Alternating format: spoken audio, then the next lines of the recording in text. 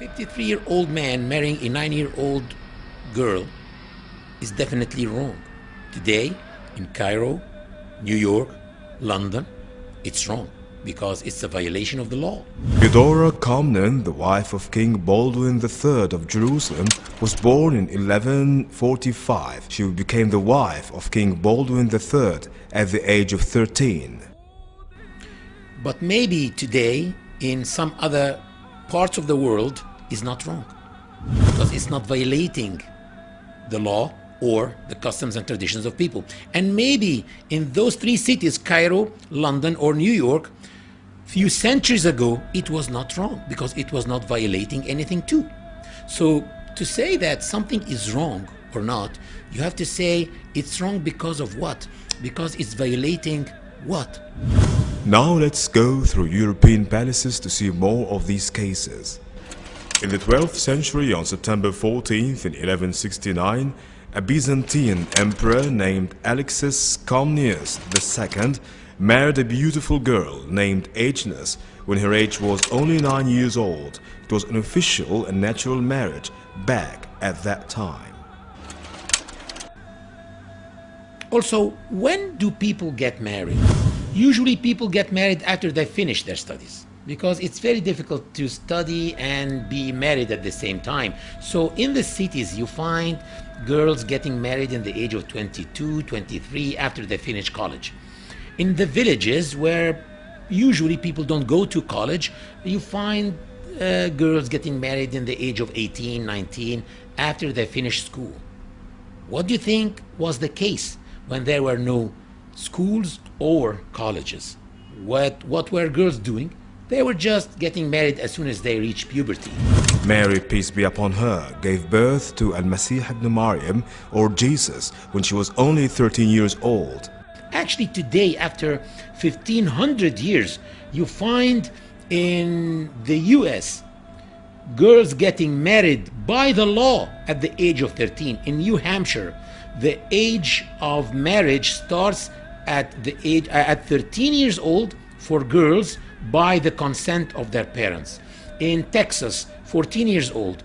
In Missouri and Mississippi, 15 years old by the consent of their parents. Also in Spain, until 1995, it was 12 years old. And now it's 13 years old. In Canada, 100 years ago, it was about 11 years old.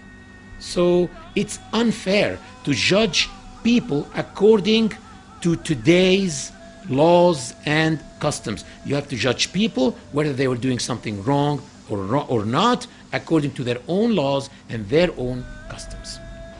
To prove that that was the norm at that time, you will find many evidence actually. First of all, Prophet Muhammad was not the first man in the life of Lady Aisha.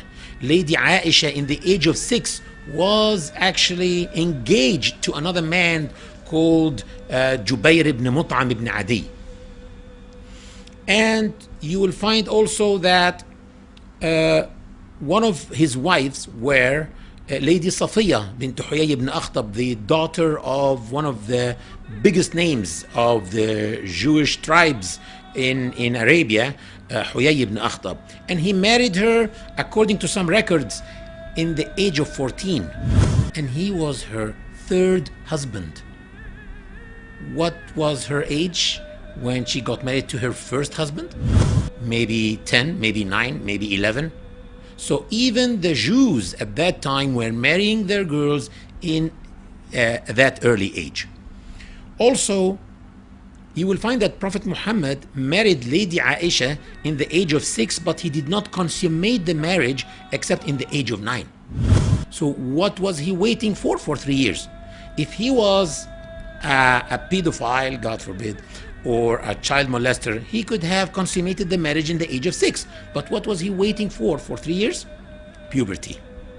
And some people here may say, and who said that when a girl reaches puberty that she can get married? Simply the Encyclopedia Britannica. I opened the Encyclopedia Britannica, the 15th edition, volume number 26, page number 850, and I found the following definition for puberty. It says, in human physiology, Puberty is the stage or period of life when a child transforms into an adult normally capable of procreation. In 1184, Margaret, the Empress of Hungary, got married to Isaac II, the Byzantine emperor, when she was only 9 years old. This is why it's illogical to criticize the marriage of the Prophet Muhammad, peace be upon him, to Aisha, the daughter of the Prophet's closest companion, Abu Bakr.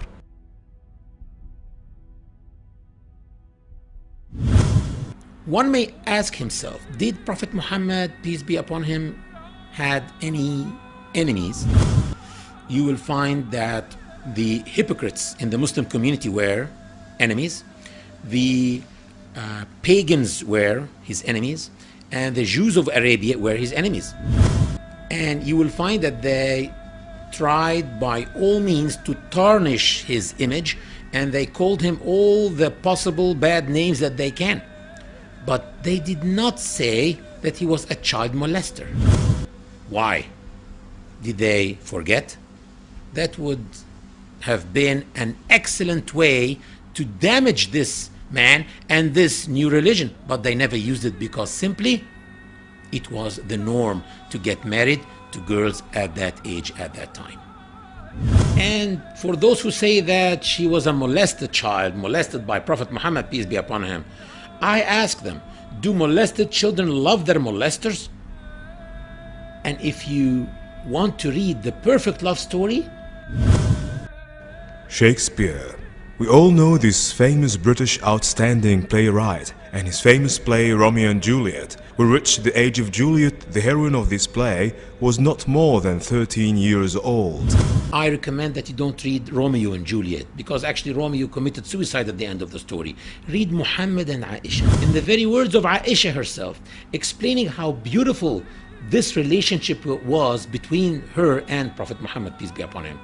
Lady Aisha explains that he used to race with her, and she says that when he used to drink from her glass, he used to make sure that she sees him putting his lips in the same place where she was putting her lips and to drink from the glass. Lady Aisha says that when she used to say, "Oh my God, I have a headache," he used to say, "It's me who can sense your headache in my head." Lady Aisha was so proud that he died in her arms. على رهبته المتبسم اقرأ نبي الله اقرأ وابتهل وبذكر ربك يا نبي ترى